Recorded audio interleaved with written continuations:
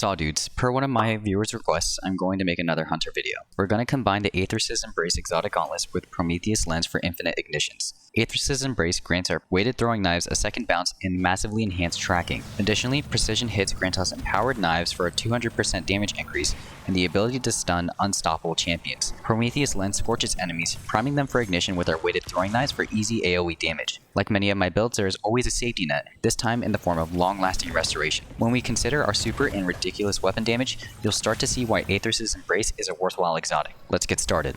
The super I would use is Marksman Golden Gun.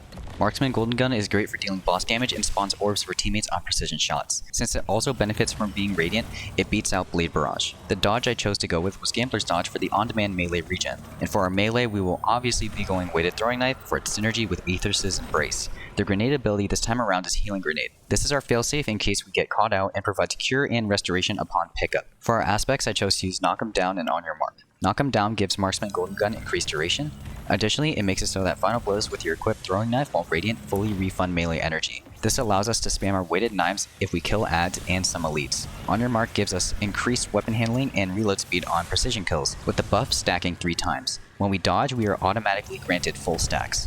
For this build, the fragments I chose to use were Ember of Torches, Empyrean, Soulless, Eruption, and Singeing. Torches makes us and nearby allies within 8 meters radiant when we land a powered melee attack. Empyrean allows solar damage kills to extend restoration and radiant effects by 4 seconds. Soulless lets restoration and radiant effects last 50% longer. Eruption increases the radius of our ignitions. And lastly, Ember of Singeing grants an additional 300% base class ability regen upon applying Scorch. It's Yeehaw Cowboy Hunter time. For the helmet, I use Harmonic Siphon, Special Ammo Finder, and Hands-On. Hands-On can be swapped out for Heavy Ammo Finder. On Athrys' Embrace, I went with Heavy Handed, Grenade Kickstart, and Impact Induction. On the chest, I equipped Harmonic Reserves and 2 Variable Resistance mods. Switch these out depending on the activity for more survivability. For the Yeehaw Spurs, I chose to go with Harmonic Scavenger, Absolution, and Recuperation. And on the cloak was Bomber, Reaper, and Powerful Attraction. Powerful Attraction can be swapped for Distribution if you have the capacity. If you guessed it already, I'll tell you again, go for 100 Resilience.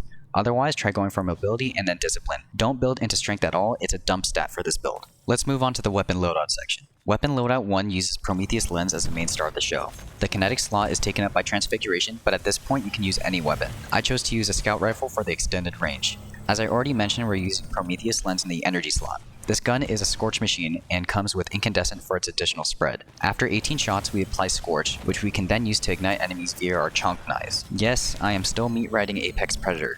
Can you blame me when it's a monster DPS rotations? No, you can't. So stop.